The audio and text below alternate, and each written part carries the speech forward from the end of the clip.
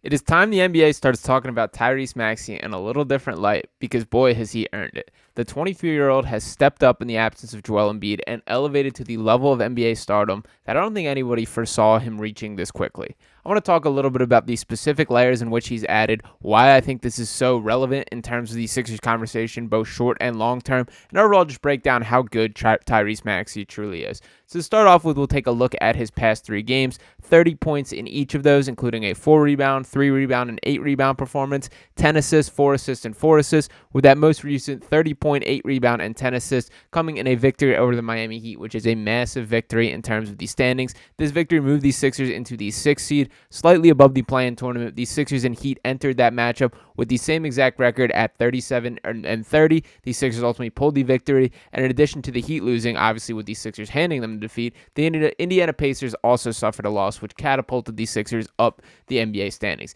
And this is great news, and Tyrese Maxey deserving a ton of credit for being at the epicenter.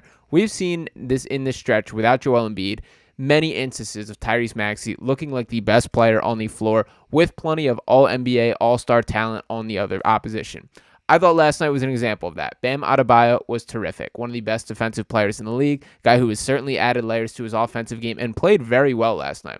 But it was Tyrese Maxey that was the missing piece and the driving force in the victory. And to talk a little bit about his growth as a whole this season, I do want to bring up these stats here. Obviously, a first-time All-Star this year, averaging a career-high 26.1 points per game, 6.2 assists, 3.8 rebounds, starting to see that three-point percentage creep back up to 38% on 8.1 attempts per game. And by the way, that's already a very good number. All of these being massive leaps from what we saw from him throughout his career. And there's more to it than just what these stats show, that he's adding layers to the game. The playmaking is something that I wasn't confident he had in his bag coming into the season, and he is clearly proving that he is capable of that being the case. We're also seeing this 3-level scoring ability. That floater is back in his rotation, that in his shot diet in a way it has not been for a little bit. The step back threes are falling, the catch and shoot, the creating for others, rebounding, I think he's taking a stride forward. It's just everywhere. And what's especially notable to me is 2 things. Number one, the willingness and the confidence to step up as this number 1 option. And we're seeing in the games without Joel Embiid this season, 36.4 points, 5.5 assists, and 4.0 rebounds in 26 games without Embiid. That's even more impressive to me because he's not playing off the gravity of Joel. That's still the production with being the number 1 protagonist, the top of the scouting report for every individual team that he is facing. And that is not easy to do. And a guy that deserves a ton of credit for making this possible is Kyle Lowry. That personally, I didn't have the highest expectations of Kyle Lowry when he came to this team after the buyout market.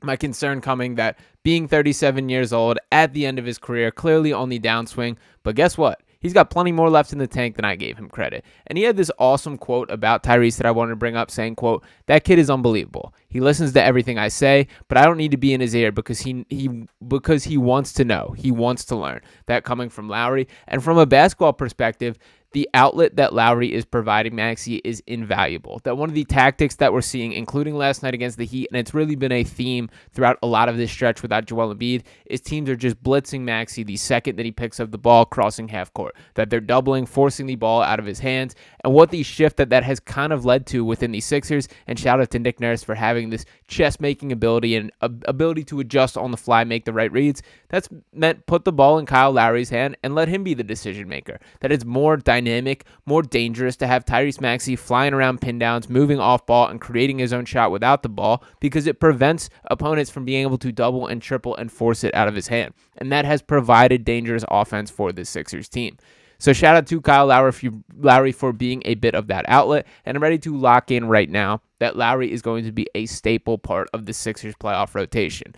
And that's right, I am talking playoffs, that I'm not talking this play-in conversation now to the 6th seed and at the best time, as we did have this opportunity, this quote right here for Joel Embiid, and this quote right here saying that Joel Embiid returned to practice for the first time since his January 30th knee injury, per Keith Pompey of the Philadelphia Inquirer, with the quote, "The Sixers are hopeful that Embiid returns for the first or second week of April." at the point of me recording this, we are exactly 6 weeks removed from the surgery from Joel the Sixers are taking this slow. That I've seen a little bit of buzz about we don't want the Sixers rushing them back. In reality, this is a 6 to 8 week injury. That at the early part of it would be him stepping back on the floor at this point. At the earliest, the Sixers are considering that 8-week margin, which is in the latter portion of what is considered the typical recovery time. So the Sixers are taking this slow. And with Tyrese Maxey, with Joel Embiid, I cannot overstate how valuable it is for Maxey's growth arc to be able to have these opportunities as the number one, and then all of a sudden have the defense be completely changed the second that Joel Embiid comes back. It's like when you're in the on-deck circle going to play baseball, that you're taking all those cuts with the weight on, got the donut on the bat, then you step up to the plate and it's swing a little bit easier. That's what Tyrese Maxey is going to see when breaking down a defense, when seeing the opportunity that he's not going to have 2 and 3 guys thrown at him, and that applies to everyone on the Sixers roster. A guy like Buddy Hield, who I've talked quite a bit about, and I'm still very excited that he's in a Sixers uniform. Things look a little tough for Buddy right now. That there isn't this gravity of a guy to play next to. That he's going to be absolutely terrific playing next to Joel Embiid. That's going to be the type of two-man game that is going to command that defenses aren't capable of doubling down on Joel. That Buddy's the magnitude of shooter that's going to command you to stick a body to him. That works both ways. That you now force the defense to make a choice. That it's either you double down on Joel and give the shot to one of the greatest three-point shooters to ever play basketball by a statistical standpoint, or you stay locked to him and you let Joel Embiid, who's one of the best big man talents of all time, to go one-on-one with whatever opponent that is. And really, there is no answer to that. So that is the type of predicament that I see the Sixers team beginning to put teams in. You can see the pieces of the puzzle all floating around this, but there is a world where once Joel comes back, that centerpiece, that foundational piece of this Sixers team, everything fits in around him.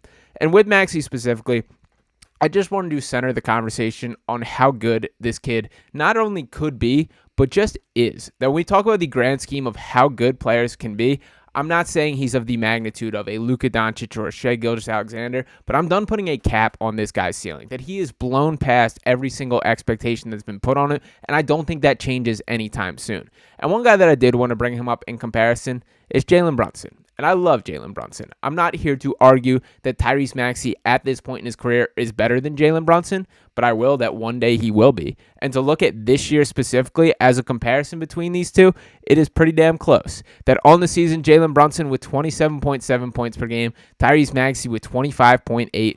Jaylen Brunson a slight edge in the assists with 6.7. Maxey a slight edge in the rebounds with 3.8. The three-point numbers fairly similar. Brunson a little more efficient from both the field and three-point as a whole. Maxey getting a bit of an edge from the free throw line. The fact of the matter being that when you talk about these two, it feels like Jaylen Brunson is considered this lockdown all-NBA guard, this franchise centerpiece, the face of the franchise, and he deserves all of that praise. But when it's Tyrese Maxey, he's not mentioned in the same breath. That he's still this fun young kid that everyone's excited about. I'm here to tell you that he is here. He's ready to be involved in these types of situations. You want to throw a Donovan Mitchell comp at me? You can throw whoever you want. I'm taking Tyrese Maxey because those are the strides that he is taking. And once again, I just want to reinforce, he is 23 years old. That he's so far ahead of the developmental curve than anyone could have expected at this point. Again, this is the same guy that dropped in the NBA draft because of concern about his three-point shooting. Flash forward 2 seasons into his NBA career, and he's top 5 in the NBA in three-point percentage. You tell him something he can't do, and he will prove you wrong. That is who Tyrese Maxey is, and that's why the Sixers are at the better because of it. So I'm willing to shift these conversations up. Let's stop talking about how good Tyrese Maxey is going to be and start talking about how good that he is, because he has earned that right absolutely, and I only think the progress starts or continues from here.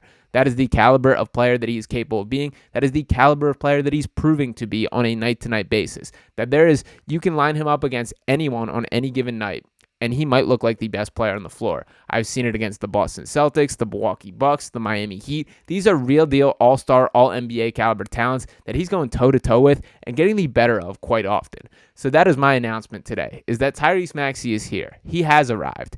The ceiling of Tyrese Maxey is so far beyond what anyone could have put that I think there's a real world where someday, in other circumstances, looking past the post-Joel Embiid, that Tyrese Maxey may very well end up being capable of being a number one option on a championship team.